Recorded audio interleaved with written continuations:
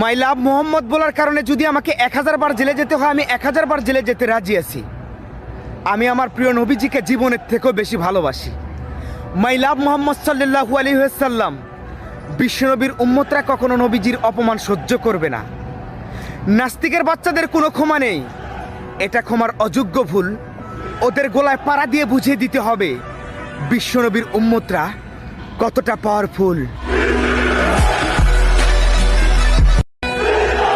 মাই লাভ মোহাম্মদ বলার কারণে যদি আমাকে 1000 বার জেলে যেতে হয়, আমি 1000 বার জেলে যেতে রাজি আছি। আমি আমার প্রিয় নবীজিকে জীবনের থেকেও বেশি ভালোবাসি।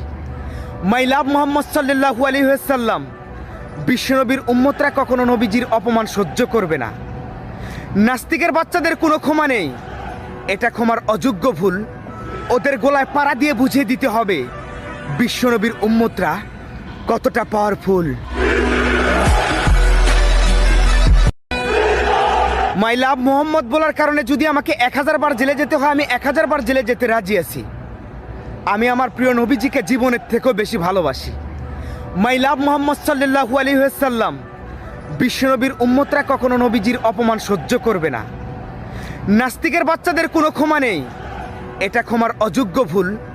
ওদের গলায় পাড়া দিয়ে বুঝিয়ে দিতে হবে বিশ্বনবীর উম্মতরা কতটা পাওয়ারফুল।